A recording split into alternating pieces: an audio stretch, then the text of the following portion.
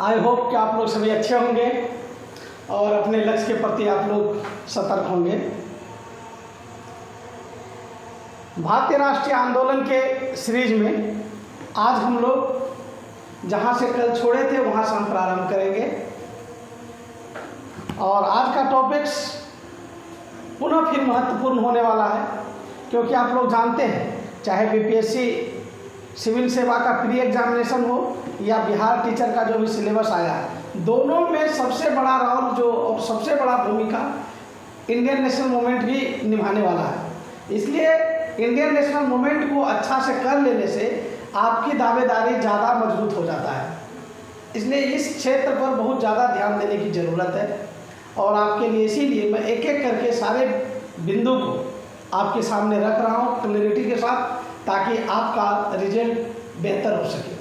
आशा करते हैं आप लोग सभी का रिजल्ट बेहतर होगा और इसी प्रकार से आप लोग लगे रहिए पूरी एकाग्रता से और पूरी ईमानदारी के साथ। रिजल्ट श्योर होगा, घबराने की बिल्कुल ज़रूरत नहीं है और जो पैटर्न है पैटर्न को फॉलो करना है, जिस पर ज़्यादा जोर देना है उसमें ज़्यादा पढ़ाई करना है।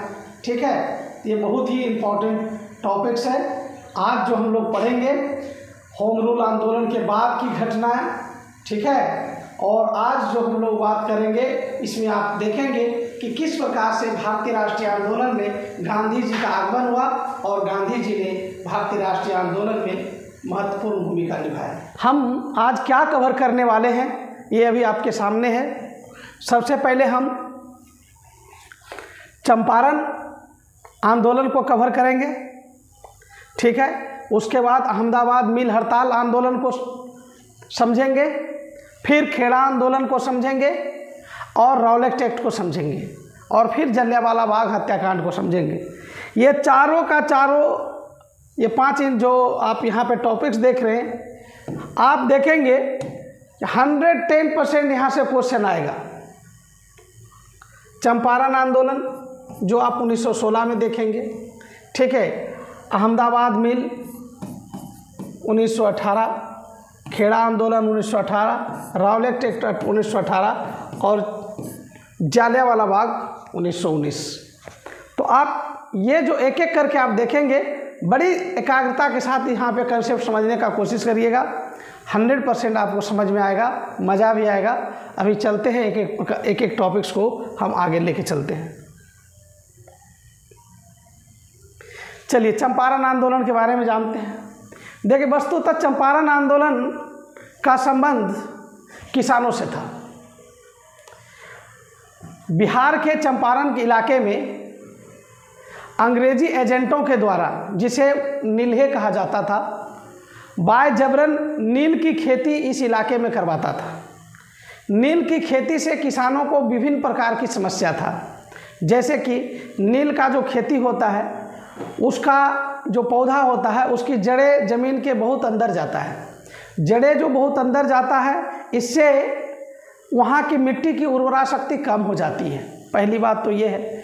तो कोई भी किसान अपने मिट्टी को अनुर्वर बनाना नहीं चाहेगा। एक तो ये समस्या था।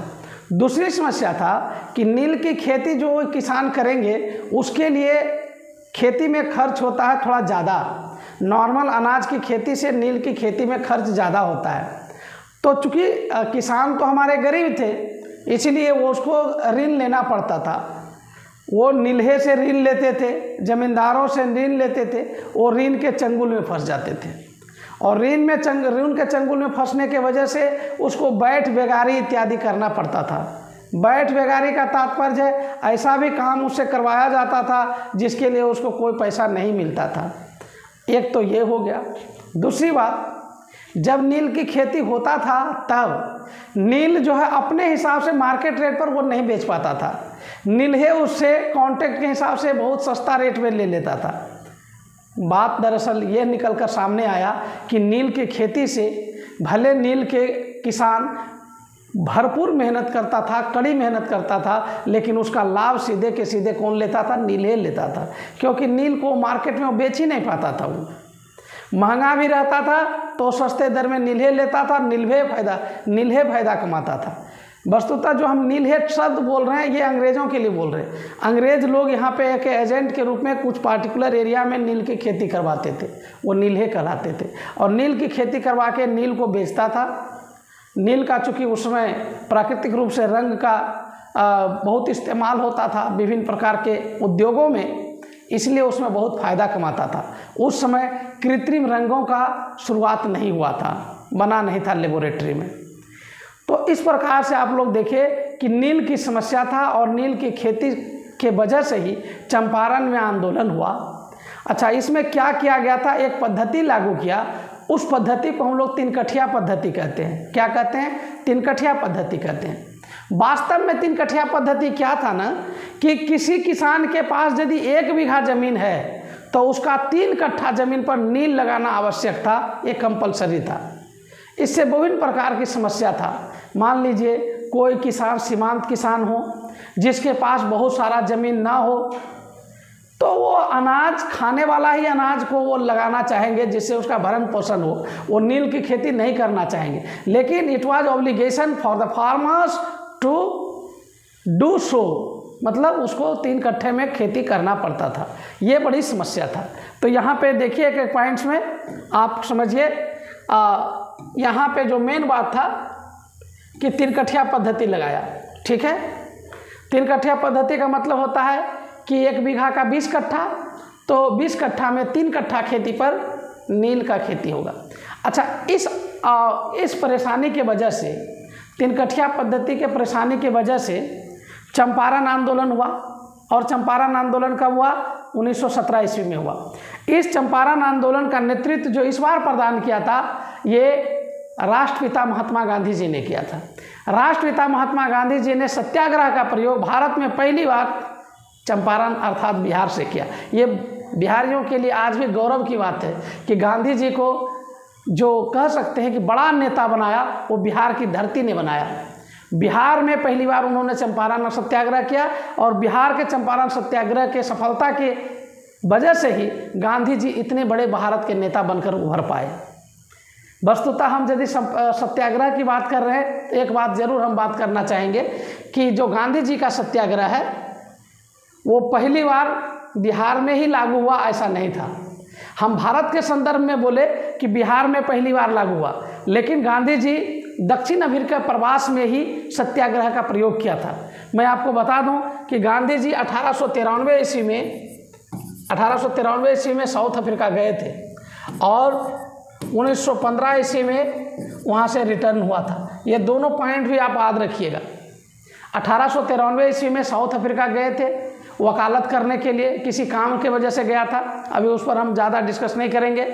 और वहाँ पे देख लीजिए 7 साल और 15 साल, लगभग 22 साल तक गांधी जी दक्षिण अफ्रीका में रह करके वहाँ पे रंग भेद नीति के खिलाफ लड़ाई लड़ा।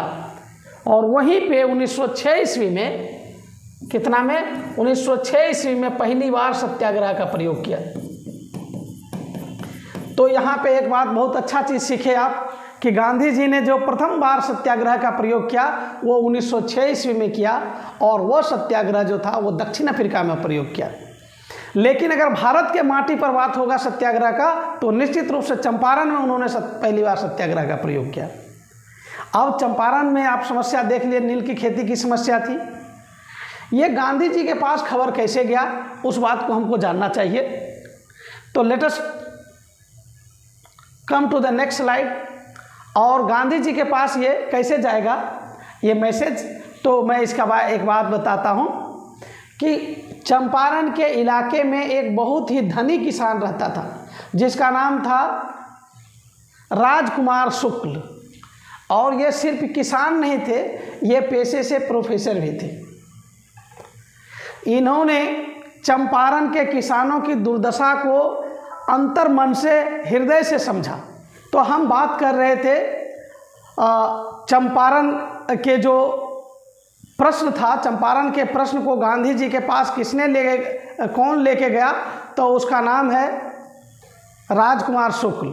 ठीक है, राजकुमार शुक्ल 1916 ईस्वी में लखनऊ में जब कांग्रेस का अधिवेशन हो रहा था उस समय इस मुद्दा को रखा और वहीं पे गांधी जी थे। गांधी जी चूँकि पश्चिमी विचारधारा से प्रभावित था, इसलिए राजकुमार शुक्ल जी के बाद से वो प्रेरित नहीं हुआ और ज़्यादा प्रभावी नहीं हुआ।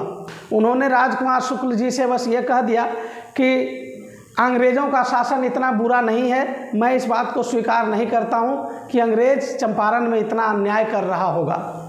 राजकुमार शुक्ल जी ने गांधी जी से रिक्वेस्ट किया कि अगर आप मेरी बात को गलत मानते हैं तो कृपया आप ही चल करके देख लीजिए कि चंपारण में क्या हो रहा है।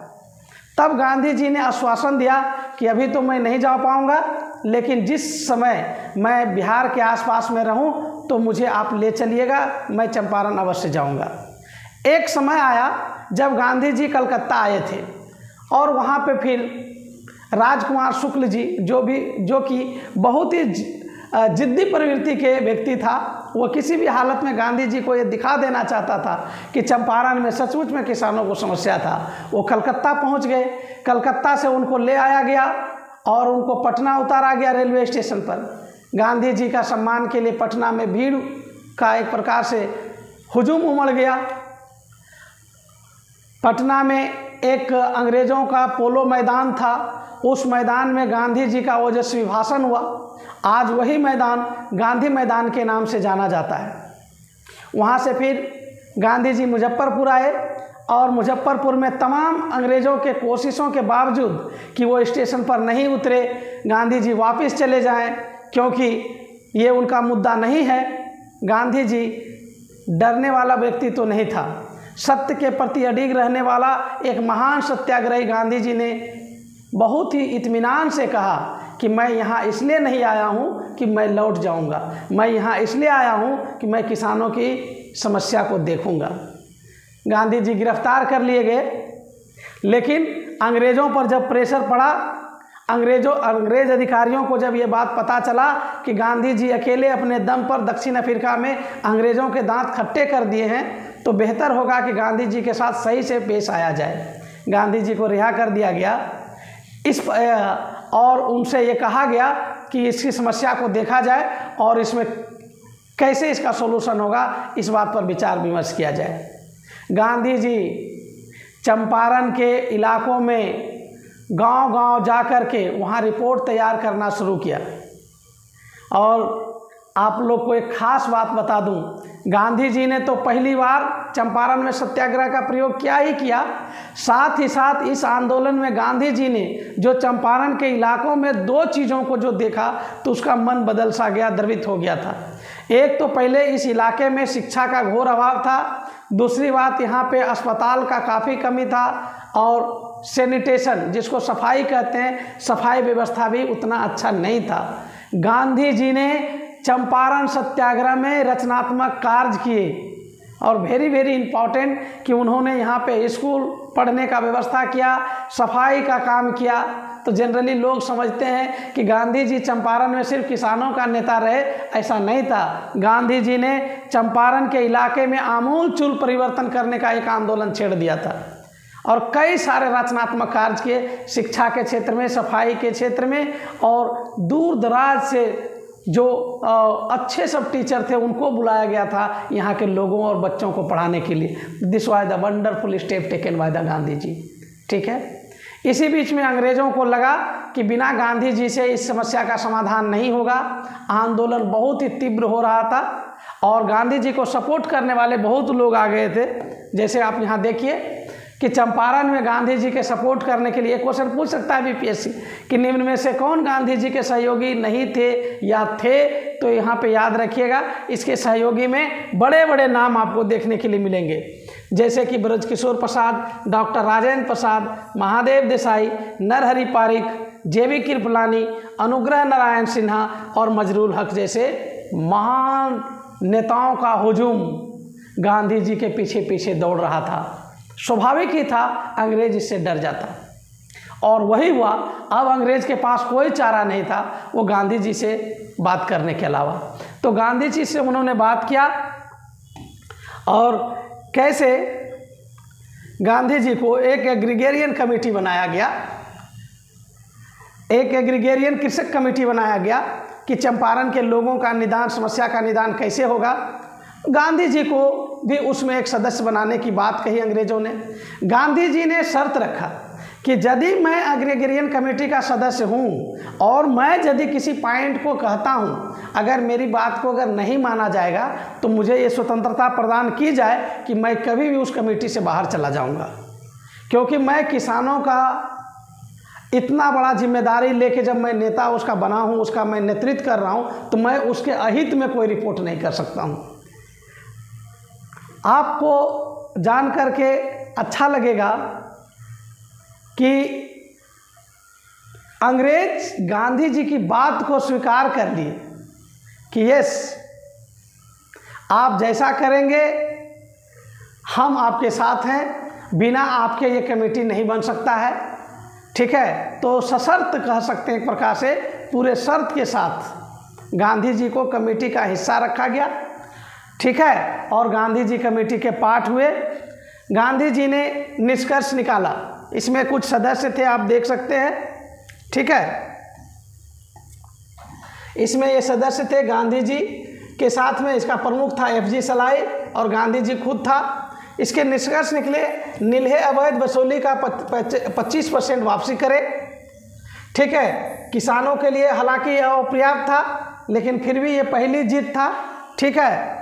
सरकार शांतिपूर्ण ढंग से मनवाना एक बड़ी उपलब्धि था, ठीक है। राष्ट्रीय स्तर पर इसको जनाधार प्राप्त हुआ था। और सबसे महत्वपूर्ण बात कि नील की खेती अब नहीं होगी, नील की खेती कंपलसरी नहीं है, ये बात स्पष्ट हो गया इस कमेटी ने। इस प्रकार से गांधी जी ने जो पहले बार सत्याग्रह का इस्तेमाल किया, ये पहला सत्याग्रह भारत में चंपारण की धरती पर गांधी जी ने शुरू किया और ये चंपारण का सत्याग्रह सफल रहा, क्योंकि इस बार अब किसान आज़ाद हो गए, वो अब नील की खेती करने के लिए मजबूर नहीं थे और साथ ही साथ बैठ बेगारी देने के लिए मजबूर नहीं थे। नील्हे लोगों ने जो हैवी टैक्स उस पर लगाया था, उसमें से 25% उसको वापसी करने का बात भी हो गया। इस प्रकार से हम कह सकते हैं कि ये आंदोलन जो गांधी जी के नेतृत्व में चला, ये बिल्कुल सफल रहा और अंग्रेज बैकफुट पर चला गया। पहली बार अंग्रेज किसी भारतीय के सामने हार महसूस किया और उन्होंने हार का टेस्ट भी चखा, ठीक है। और पहली बार हम कह दें कि एक ऐसा आंदोलन हो रहा था जिसमें जनाधार भी प्राप्त हुआ नेताओं को। This was the real story of the Champaran. तो चंपारण का मुख्य नेता गांधी जी और ये सफल आंदोलन था, भारत में ये पहला सफल आंदोलन था, ठीक है। चलिए अब अगला जो हमारा टॉपिक्स होगा ये है अहमदाबाद मिल हड़ताल। ये 1918 ईस्वी में हुआ। अहमदाबाद में सूती कपड़ा मिल मजदूरों ने 21 दिन तक हड़ताल किया। हड़ताल का वजह क्या था ना कि अहमदाबाद में प्लेग फैल गया था। अब प्लेग फैल गया, उस समय ये रोग बहुत ही भयावह रोग था, अनकंट्रोलेबल था, अनियंत्रित रोग था ये। ऐसे में एक तो मजदूर अपने काम पर जा नहीं पा रहे थे, दूसरी तरफ मिल मालिक क्या कहा कि हम उसको बोनस देंगे नहीं, तो मजदूरों ने हड़ताल कर दिया। इस हड़ताल में गांधी जी ने मजदूरों के साथ खड़ा हो गया। गांधी जी इस हड़ताल में अपनी भागीदारी को स्पष्ट किया और अपनी भागीदारी से इस आंदोलन को बल प्रदान किया। पहली बार था गांधी जी का भारत में जहां पे उन्होंने हड़ताल का प्रयोग किया। तो ये बात याद रखिएगा, चंपारण में पहली बार सत्याग्रह का इस्तेमाल किया और यहाँ पर क्या किया है, वो पहली बार हड़ताल किया है, 21 दिन का हड़ताल किया है। और गांधी जी ने जो सुझाव दिया अंग्रेज़ों को और जो सुझाव मजदूरों को भी दिया, ठीक है, जो सुझाव अंग्रेज़ों को भी दिया वो सभी लोग मान लिए कि जो 35% बोनस की उन्होंने बात किया, ठीक है, कितना परसेंट बोनस, 35% बोनस के लिए गांधी जी ने डिमांड किया और जो कि स्वीकार कर लिया गया, ठीक है। तो इस प्रकार से आप देखिएगा कि अगर गांधी जी का दूसरा सफल सत्याग्रह कहें तो ये होगा अहमदाबाद मिल मजदूरों का हड़ताल। ये 1918 में हुआ, चंपारण वाला 1916 में हुआ था, याद रखिएगा, ठीक है ना। चंपारण सत्याग्रह के बाद ये दूसरा सफल सत्याग्रह था। इस आंदोलन का नेता गांधी जी और गांधी जी के साथ एक महिला अनुसुईया बेन थी। ठीक है, ये वेरी वेरी इंपॉर्टेंट है। गांधी जी के साथ में एक महिला नेता कौन थी? अनुसुईया बेन थी। और यहाँ पे एक बहुत बड़ा फैक्ट है कि गांधी जी पहली बार भूख हड़ताल का प्रयोग किया। अभी हम इसकी चर्चा किए भी थे। तो अहमदाबाद मिल मजदूरों का हड़ताल भी गांधी जी के नेतृत्व में सफल हो पाया।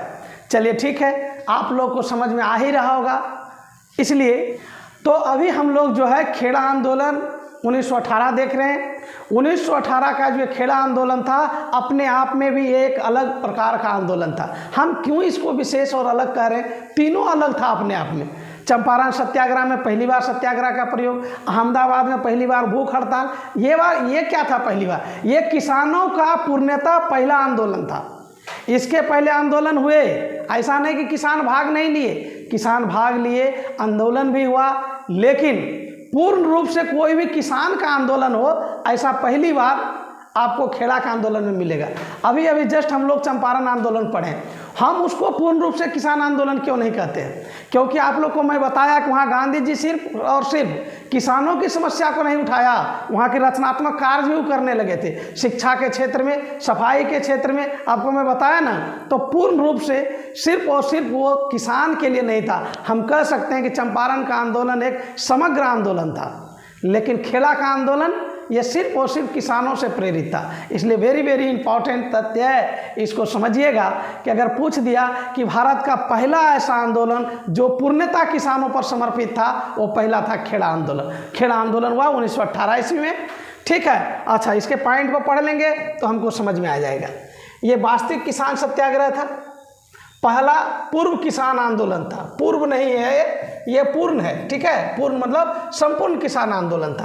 प्रश्न क्या था? गुजरात के खेड़ा में किसान का अंग्रेज वसूली करता था, उच्च टैक्स वसूल करता था, ज़्यादा से ज़्यादा टैक्स लेता था, हाई टैक्स लेता था, ऊंचा दर से ऊंचा टैक्स था। ठीक है, फसल नष्ट हो गया था, वहाँ किसान बहुत मुश्किल में था, फिर भी वहाँ के अधिकारी टैक्स लेने से बाज नहीं आ रहे थे। कोई रियायत नहीं, जितना टैक्स फिक्स हो गया उतना ही टैक्स लेंगे। जनरली क्या है ना कि फसल नष्ट होने पर 1/4 टैक्स तो ऐसे ही माफ़ हो जाना चाहिए, लेकिन वो अंग्रेज अधिकारी क्यों करेगा? उसको तो सिर्फ और सिर्फ लाभ दिखता है। तो वैसे में किसान को तो कष्ट होगा और किसान आंदोलन करेंगे। तो किसान ने आंदोलन किया। ठीक है, 25% फसल नष्ट हो गया था और उसके बावजूद एक तरफ तो 25% फसल नष्ट हुआ और उसके उल्टा 23% टैक्स को बढ़ा दिया। ये कहीं से भी उचित नहीं था। इस आंदोलन का नेतृत्व भी गांधी जी ने किया। किसने किया? गांधी जी ने फिर से इसका नेतृत्व किया। और सरदार पटेल अच्छी खासी चलती हुई वकालत को छोड़ करके गांधी जी को सपोर्ट करने आया।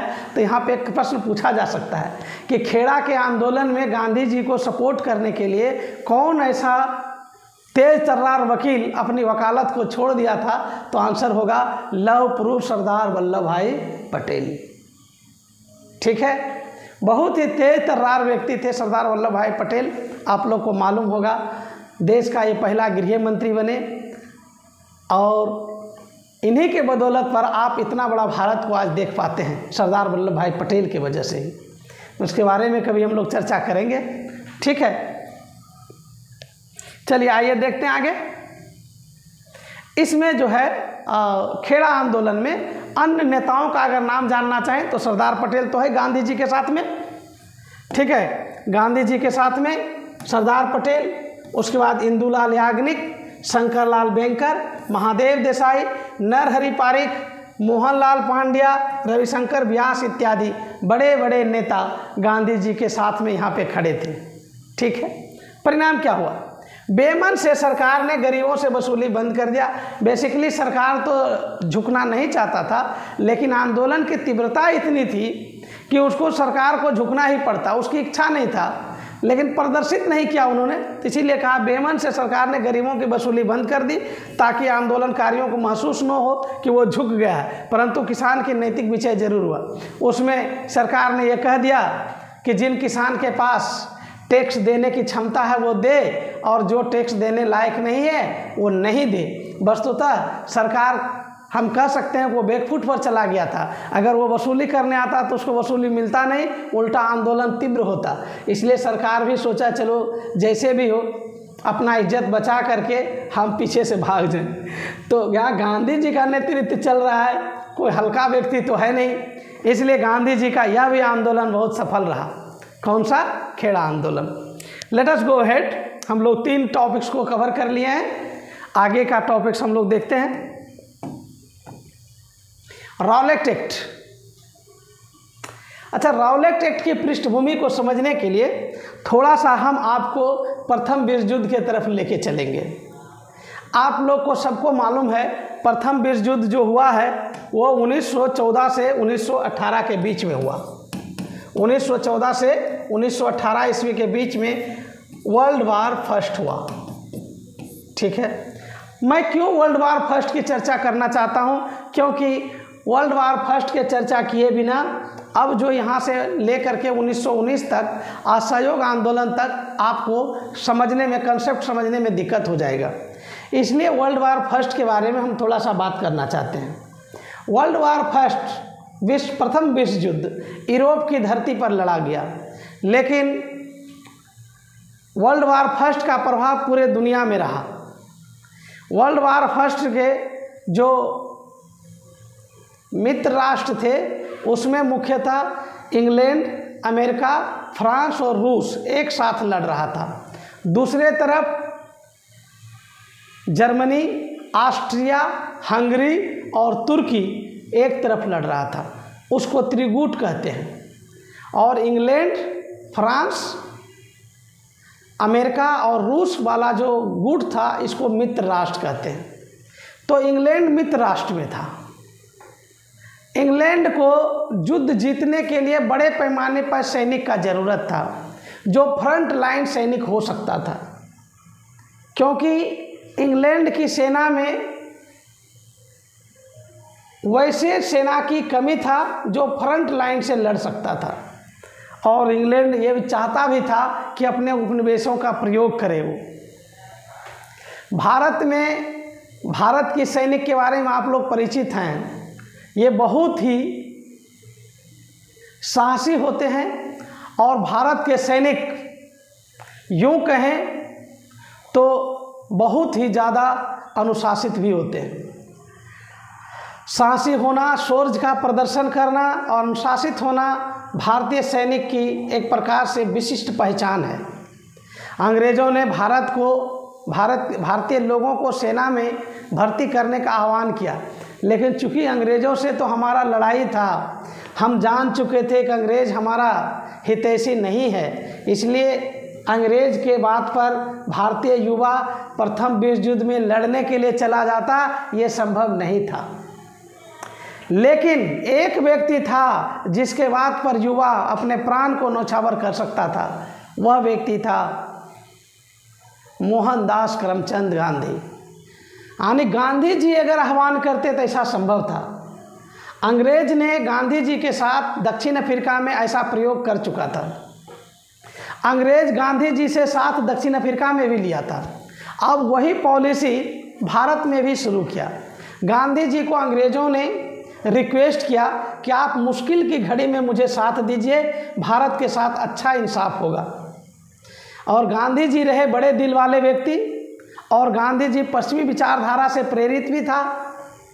तब उन्होंने अंग्रेज़ों से वादा किया कि आप मुश्किल की घड़ी में हैं, कोई बात नहीं है, हम आपको मुश्किल की घड़ी में समर्थन करेंगे। गांधी जी ने भारतीय युवाओं को आह्वान किया कि आप सामने में आए, सेना में भर्ती हों और इस मुश्किल घड़ी में जो अंग्रेज़ी सरकार है उसकी सहायता करें।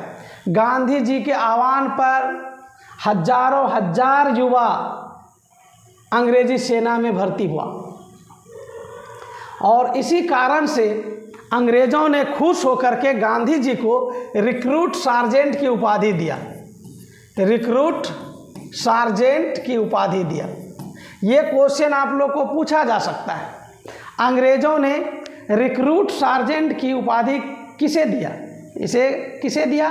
तो गांधी जी को दिया। क्यों दिया? क्योंकि बड़े पैमाने पर गांधी जी के आह्वान से भर्ती हुआ था अंग्रेज़ों के लिए। और इसी के साथ मैं आपको बताते चलूं कि भारतीय वीरों ने अदम्य साहस का परिचय देते हुए बड़े महत्वपूर्ण युद्धों में युद्ध लड़ा, अपनी कुर्बानियाँ दी। उन शूरवीरों को यदि आप याद करना चाहते हैं, उनका नाम देखना चाहते हैं, तो आज भी आप इंडिया गेट दिल्ली चले जाइए, उनका नाम लिखा हुआ मिलेगा। और बहुतों का तो नहीं मिलेगा, लेकिन जो रजिस्टर्ड आपको मिलेंगे, जिनका पुष्टि हुआ, उनका आपको वहाँ नाम मिलेगा। तो ये भी आपको जानना चाहिए कि प्रथम विश्व युद्ध और द्वितीय विश्व युद्ध में जो वीर शहीद हुए, उसका भारत में कहाँ पे लिखा गया है नाम? दिल्ली के इंडिया गेट में लिखा हुआ है, याद रखिएगा। चलिए, ये बहुत अच्छी बात थी। अब आप इस बात को, इस अवधारणा को समझ गए होंगे कि गांधी जी जब अंग्रेज़ों को इतना बड़ा साथ दिया, इतने बड़े पैमाने पर साथ दिया, गांधी जी भी आशा किए होंगे, आपका भी आशा रहता है। यदि किसी दोस्त को आप हेल्प करते हैं तो उस दोस्त से आपको भी ऐसा लगता है कि वो आपको इन रिटर्न हेल्प करे। गांधी जी ने जब अंग्रेज़ों को हेल्प किया तो गांधी जी अब यही आशा कर रहे थे कि अंग्रेज़ भी भारत के लिए कुछ अच्छा ही करेगा। डोमिनियन स्टेट का मांग हो रहा था, होम रूल इन लीग में आप लोग को कल बताए। मॉन्टेग्यू चेम्सफोर्ड रिपोर्ट में डोमिनियन लीग की बात हुआ, ये एक सकारात्मक कदम था। लेकिन अंग्रेज़ों की मंशा तो आपको मालूम है ना, अंग्रेज़ किसी भी सूरत में भारत जैसा सोने की चिड़िया को छोड़ ही नहीं सकता था। वो भारत से लगातार लाभ लेने के लिए सारे हथकंडे अपनाएंगे। आपको मैंने कल बताया था कि कैसे 1906 ईस्वी में मुस्लिम लीग की स्थापना करवा के सांप्रदायिकता को जन्म दिया, और कैसे 1909 ईस्वी में सांप्रदायिक प्रकार से, एक प्रकार से कह सकते हैं, निर्वाचन पद्धति ला करके हिंदू मुस्लिम वैमनस्यता को जन्म दिया। ये सब उनका खेल था। आज भी वो विचार से वो पवित्र नहीं हुआ था। गांधी जी के पवित्र सहयोग का परिणाम को आप इस रूप में देख लीजिए कि अंग्रेज उल्टा हमारे ऊपर हथकंडे कसने लगे। और उसी का एक परिणाम था कि अंग्रेज़ों ने एक कानून बनाया।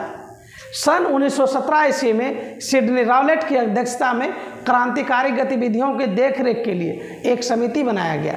बेसिकली क्रांतिकारी गतिविधि देखने का एक नाम था कि हमको यहाँ पे क्रांतिकारियों से डर है और इसलिए मैं उसके लिए कानून बना रहा हूँ। बेसिकली अंग्रेज़ इस कानून से भारतीयों को डराना चाहता था और वैसे लोगों को गिरफ्तार करके जेल में रखना चाहता था जो उसके अगेंस्ट में आंदोलन कर सके, ऐसा बात था। ठीक है, तो यहाँ पे आप देखिए कि उन्होंने बनाया और 17 मार्च 1919 ईस्वी को, ठीक है, इस रावलेट एक्ट को लागू करने की बात की गई। ठीक है, अच्छा, ये कानून क्या था? ये रावलेट एक्ट कानून एक ऐसा कानून था कि किसी भी व्यक्ति पर शक के आधार पर ही गिरफ्तारी हो जाएगा, और आपकी गिरफ्तारी हो जाएगा। जनरली क्या होता है कि हम गिरफ्तार हो गए तो हम लोग बोलते हैं कि चलिए ठीक है, मेरा क्या कारण है जो मुझे गिरफ्तार किया गया, हमको बताइए। एटलीस्ट हम पूछते हैं कारण, या अगर हम पूछने के लायक नहीं हैं, हमको ज़्यादा नहीं समझ में आ रहा, तो हम अपना एक वकील रखते हैं और उसको कोर्ट में पेश करते हैं कि मेरी रक्षा की जाए, मेरी गलती नहीं है। और यहाँ पे इस कानून में इतना अन्याय था कि न तो आप कुछ बोल सकते हैं गिरफ्तारी के अगेंस्ट में, न तो आप वकील रख सकते हैं। इसीलिए इस कानून को क्या कहा गया? इस कानून को काला कानून कहा गया। बिना वकील का, बिना अपील का और बिना दलील का कानून कहा गया। ये बेसिकली एक ऐसा कानून था कि बाय जबरन अंग्रेज जो है भारतीयों को डरा धमका के जो आंदोलन था उसके हक को मारने की कोशिश कर रहा था। तो एक प्रकार से इस प्रकार का जब कानून आएगा, आप सोचिए कि एक तरफ गांधी जी जहां उसके लिए सेना की भर्ती किया, आशा कर रहा था कुछ अच्छा हो जाए। अच्छा यही था कि हमारे लिए काला कानून आया कि ज़बरदस्ती जिसका मन हो अंग्रेज़ों को उसको पकड़ ले। क्या कहे उसको कि इन्होंने एक क्रांतिकारी गतिविधि में लिप्त था इसलिए मैं इसको पकड़ा हूँ। अंदाज़ा है, शंका है, और वो व्यक्ति इंसान आदमी को भी पकड़ सकता है, अच्छे नेता को भी पकड़ सकता है, वो तो उसकी मर्जी की बात है। इसीलिए ये कानून जो है भारत के लिए काला कानून था। इस कानून को कहा गया बिना वकील, बिना दलील और बिना अपील का कानून कहा गया। इस कानून का पूरे भारत में तीव्र विरोध हुआ, ठीक है, और यही वजह है इसी कानून के अगेंस्ट में 6 अप्रैल 1919 ईस्वी को राष्ट्रीय अपमान दिवस मनाया गया।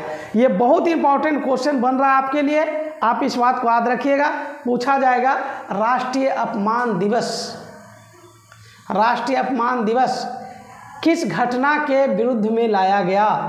तो ये होगा रॉलेट एक्ट के विरुद्ध में राष्ट्रीय अपमान दिवस मनाया गया। कब मनाया गया? 6 अप्रैल 1919 ईस्वी में, ठीक है। इस कानून का पूरे भारत में विरोध हो रहा था। 8 अप्रैल 1919 में क्या हुआ? अखिल भारतीय हड़ताल का आयोजन किया गया कि हर जगह हड़ताल होगा, पूरे भारत में हड़ताल होगा। क्यों हड़ताल होगा? क्योंकि भारत के लिए ये बहुत ही खतरनाक कानून था, ये कानून ठीक नहीं है। पूरे भारत में हड़ताल की घोषणा हुआ। राष्ट्रीय अपमान कब दिवस मनाया गया? 6 अप्रैल को। हड़ताल की घोषणा 8 अप्रैल को हुआ। इसी बीच में गांधी जी को गिरफ्तार कर लिया गया। वो गांधी जी को गिरफ्तार कहाँ किया? पलवल में। पलवल कहाँ है? हरियाणा में। याद रखिएगा 8 अप्रैल में ही गांधी जी को भी गिरफ्तार कर लिया गया, क्योंकि गांधी जी बाहर में रहेंगे तो विरोध और तीव्र होगा, ठीक है, इसलिए गांधी जी की गिरफ्तारी हो गई। और गांधी जी की जब गिरफ्तारी हुई तो जनता में रोष और भी तेज़ी से फूट गया, ठीक है, जनता में रोष बहुत ही तेज़ी से फूटा। वस्तुतः बात यह था कि गांधी जी की गिरफ्तारी इस आधार पर हुई थी कि पंजाब में 2 नेता है, एक सैफुद्दीन किचलू है और एक सत्यपाल है, उसकी गिरफ्तारी हुआ था। सैफुद्दीन सत्यपाल की और सैफुद्दीन किचलू की गिरफ्तारी हुआ, ठीक है। इस गिरफ्तारी ने राष्ट्रीय भावना को भड़काया और वहीं पे जब सैफुद्दीन और सत्यपाल की जब गिरफ्तारी हुआ तो गांधी जी इस बात को ऐलान किए कि मैं अब पंजाब की धरती पर जाऊंगा। और जब गांधी जी इस बात का ऐलान किए तब गांधी जी का भी विरोध हो गया और गांधी जी का भी गिरफ्तारी हो गया। अब आप समझ लीजिए इस काला कानून ने अपने रंग को तो दिखा दिया था कि कोई भी व्यक्ति हो उसकी गिरफ्तारी हो जाएगा, अच्छे हों बुरे हों इससे कोई मतलब नहीं है, सरकार अपनी ताकत का प्रदर्शन करेगा। ऐसे में बैसाखी के दिन में एक बैठक होगा और वो जो बैठक होगा वही बैठक जालियांवाला बाग हत्याकांड का रूप लेगा। उसको हम अगले स्लाइड में देखेंगे, ठीक है। तो अब आप लोग ये बात को जाने हैं, रॉलेट एक्ट एक ऐसा कानून है जो कि पूरे भारत में हाहाकार मचा दिया है। रॉलेट एक्ट ने अपना रंग दिखाया है, सैफुद्दीन किचलू को गिरफ्तार किया, सत्यपाल को गिरफ्तार किया और उन लोगों को गिरफ्तार किया जो पूरे सत्य और अहिंसा के साथ सिर्फ अपनी बात को रख रहा था, इसलिए गिरफ्तार कर लिया गया। तो जो कानून था वो काला कानून इसीलिए इसको कहा गया।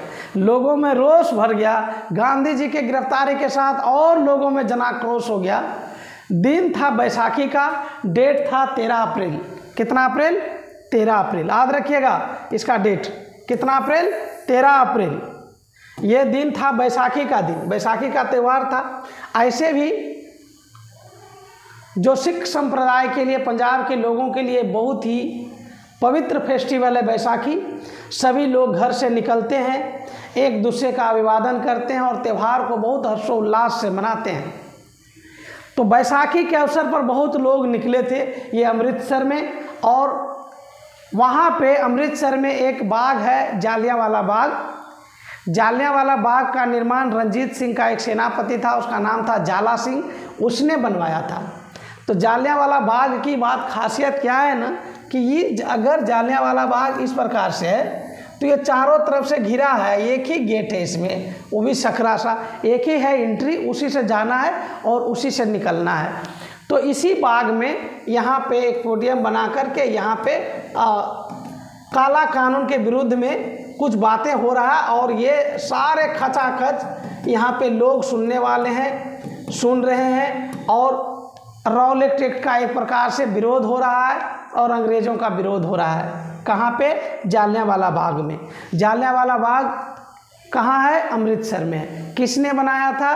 तो रंजीत सिंह का एक सेनापति है, उसका नाम है जाला सिंह, उसने जालियांवाला बाग को बनाया था। जालियांवाला बाग में कितने गेट हैं? 1 गेट हैं।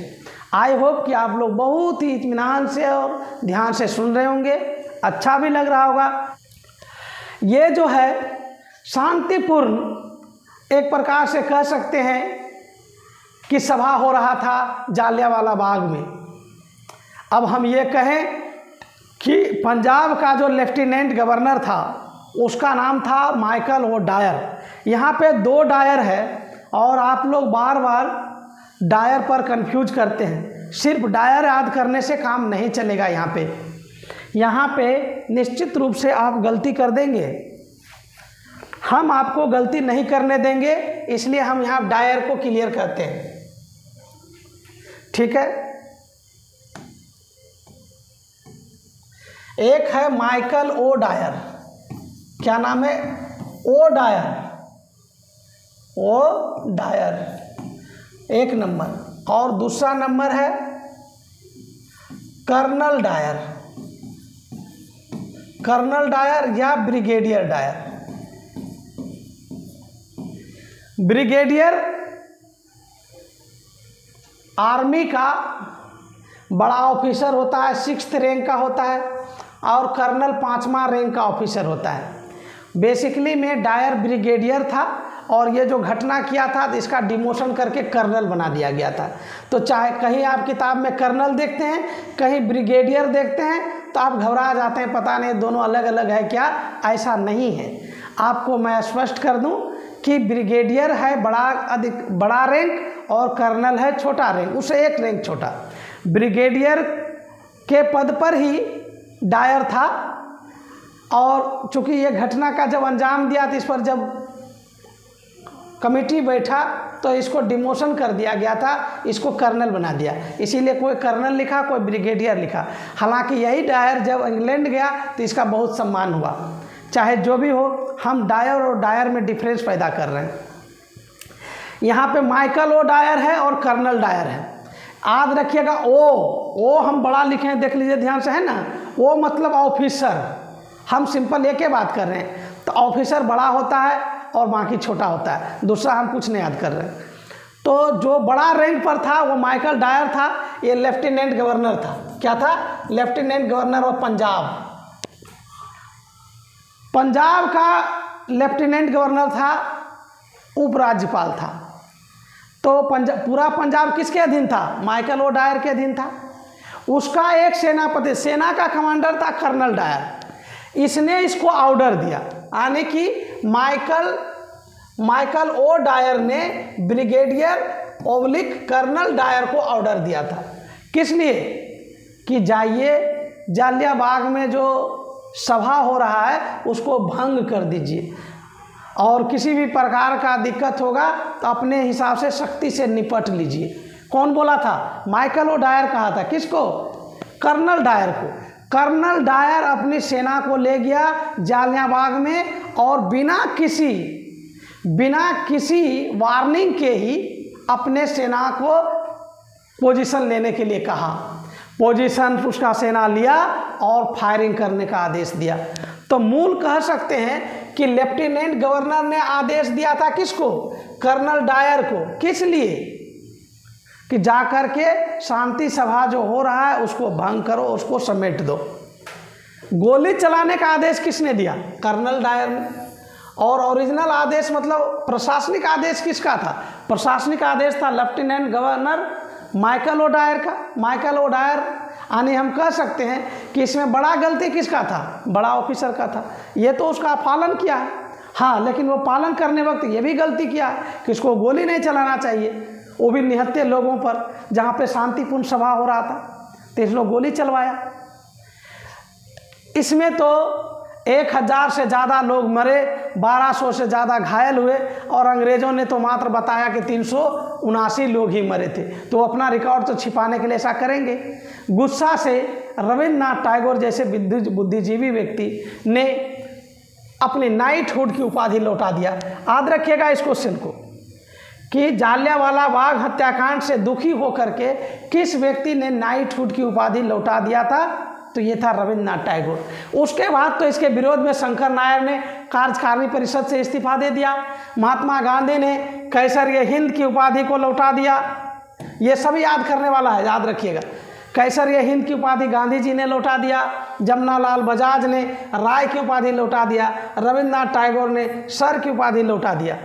ठीक है, इस प्रकार से घोर विरोध हुआ इस हत्याकांड का, इस जघन्य अपराध का।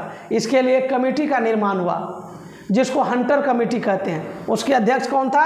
हंटर था। याद रखिएगा, ये हंटर कमेटी पूछेगा कि जालियांवाला बाग का जांच के लिए अंग्रेज़ों ने किस कमेटी का निर्माण किया? हंटर कमेटी का निर्माण किया, क्योंकि हंटर इसका अध्यक्ष था। इसमें 5 अंग्रेज और 3 भारतीय था। आप सोच सकते हैं कि 5 अंग्रेज और 3 भारतीय मिलकर के जिस कमेटी का निर्णय देगा, जिस कमेटी का रिपोर्ट करेगा, क्या वो भारतीय के पक्ष में करेगा? ये बिल्कुल वैसा ही बात था कि अपने मन से रिपोर्ट बनाने का ये एक प्रकार से प्लान था। और वही हुआ कि जालियांवाला बाग हत्याकांड का जब रिपोर्ट बनाया हंटर कमेटी ने, तो बहुत ही गंदा रिपोर्ट बनाया और उसमें अंग्रेजी अधिकारियों को दोषी भी नहीं कहा कि वो दोषी है ही नहीं, उसको तो राष्ट्रभक्त कह दिया। इस प्रकार से अगर हम देख लें तो एक प्रकार से वो अन्याय भी किया और सीनाजोरी भी कर रहा था। कांग्रेस को कांग्रेस जो उस समय की सबसे बड़ी पार्टी थी, राष्ट्रीय पार्टी थी, क्या ऐसा बर्दाश्त कर लेता? ये कतई नहीं था। इसलिए कांग्रेस ने खुद का अपना एक कमेटी बनाया। कांग्रेस ने खुद एक कमेटी बनाया और उसका एक अध्यक्ष रहा मदन मोहन मालवीय। उसमें कुछ सदस्य थे, मोतीलाल नेहरू, जवाहरलाल नेहरू और गांधी जी भी थे। और इन लोगों ने जो हंटर कमेटी का रिपोर्ट था, पन्ने दर पन्ने उसकी आलोचना किया और हंटर कमेटी के रिपोर्ट को घृणित रिपोर्ट कहा।